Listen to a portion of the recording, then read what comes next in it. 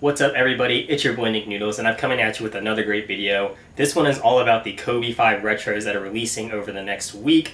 We had a big release today, the big stage colorway, which was in this nice white and gold colorway that had like numbers that deal with Kobe's statistics and just his legacy. And so I just want to talk about my experience with trying to buy these shoes. I took an L, by the way, and just my advice on how to increase your chances of hopefully copying these.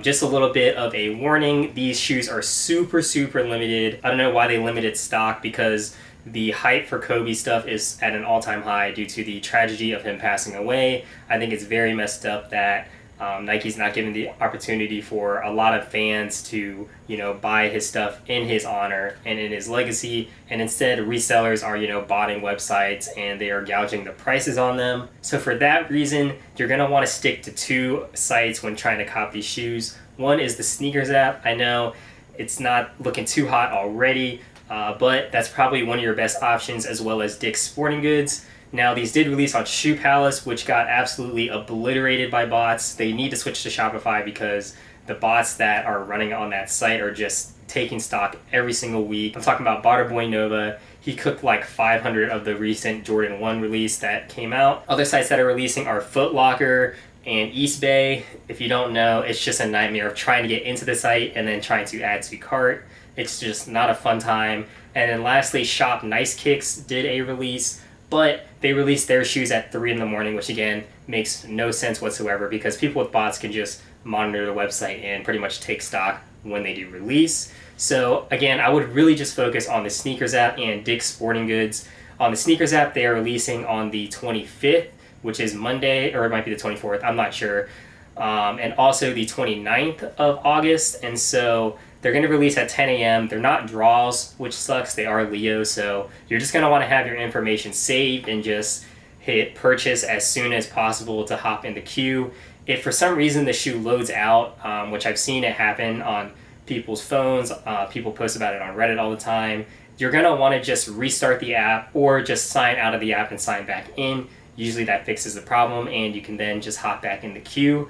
Now for Dick's Sporting Goods, they are releasing on the same dates. However, I think they are going to mirror the time of the sneakers release. So today they released at 2 p.m. Tomorrow they could release at 10 a.m. or 2 p.m. I would just check the website at those times to get an idea of when to hop in the queue. Now the key thing about Dick's Sporting Goods is that it works a lot like the old Yeezy Supply did, where you could just create multiple Chrome users and it would not IP ban you from the website. And so what you're going to want to do is just go on Chrome, create a bunch of users. I usually do like 20 or 30 on each device, and then you're just going to copy and paste the queue for Dick's Sporting Goods into every one of those Chrome users. Essentially, instead of having multiple tabs open on one user, you're going to have multiple users using one link.